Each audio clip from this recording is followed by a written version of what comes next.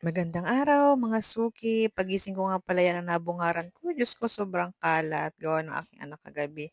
Pagising ko nga lang pala ay tinignan ko sa CCTV kung bukas na. At pagising kong hindi pa ay nagpunta na muna ako ng kusina, nag-init ng tubig at nagtimpla ng aking kape. Siyempre, pampagising sa umaga. Pagkatapos kong magkape ay nag-update nga lang pala ako dyan ng aming libro sa BIR. Siyempre, kailangan natin laging i-update ang ating BIR para wala tayong alalahanin at problema. Isa-isa ko nga lang pala yan diyang isinulat, yung mga nasa resibo. Kailangan talaga laging updated dyan. At hindi rin naman ako natagalan dyan at naligo na rin ako.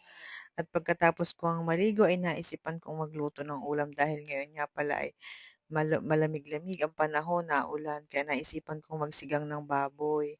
Ipine-repair ko nga lang pala diyan yung mga sahog. Una kong binalatan diyan ay yung San Fernando. At pagkatapos ko naman yung mabalatan ay ginayat ko na.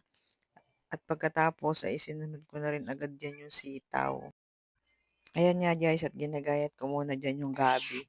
Hindi talaga kumpleto ang ating sinigang 'pag walang lahok na gabi. Yan ang isa sa nagpapasarap sa ating sinigang.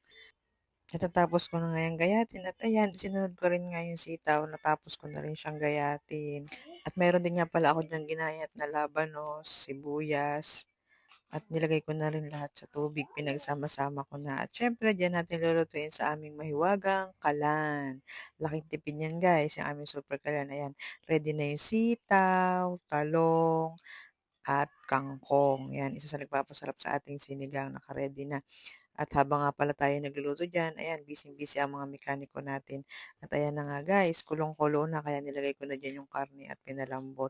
At nung malambot na, ay syempre lalagay na rin natin yung ating mga gulay. At magdadagdag lang tayo diyan guys ng seasoning, pampalasa. At antayin lang natin lumambot yung talong, sitaw. At pag malambot na, syempre lalagay na natin yung ating kangkong.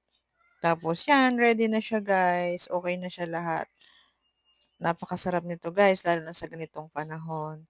Yun lang muna guys for today's video, sinigang na karneng baboy. Salamat po!